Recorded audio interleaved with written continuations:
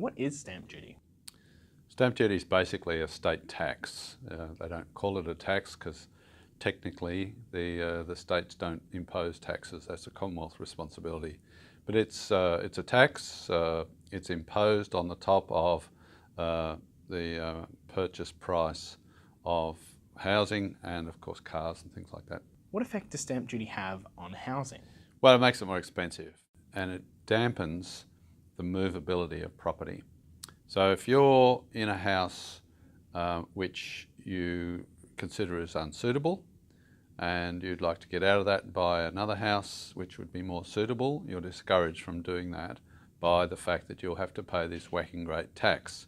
If you don't own a house and you want to buy a house, get into housing, not only do you have to save up the cost of buying the house, but you have to save up the cost of paying the stamp duty as well. It punishes people also who have to change their housing because their relationships change. So a marriage breaks down, a partnership breaks down, and people have to move, sell their houses. It costs them large amounts of money. It's quite a serious imposition. The ones who rent, of course, are renting from people who've bought houses.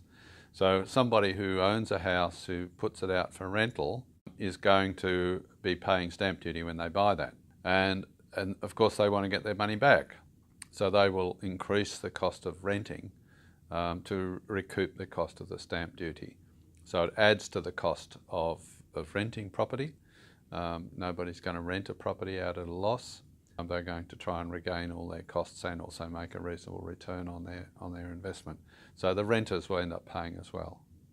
What's the Liberal Democrats' policy on stamp duty? The Liberal Democrats believe in low taxes and in many cases abolition of taxes. Ideally, we'd like stamp duty to be abolished entirely. But obviously state governments need revenue, and it goes to the core of the federation issue of what sort of a federation do we want. At the moment, the Commonwealth government raises all the money and the state governments spend large licks of it. And it's a fairly unhealthy relationship.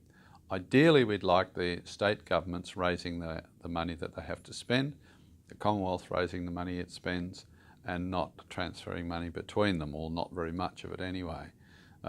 Now, for stamp duty to be abolished by the state governments would require them to have taxing powers on income, on businesses, companies, and for them to drop the stamp duty. Now, that would be a good thing. But of course, it would have to be accompanied by a corresponding reduction in the Commonwealth tax levels.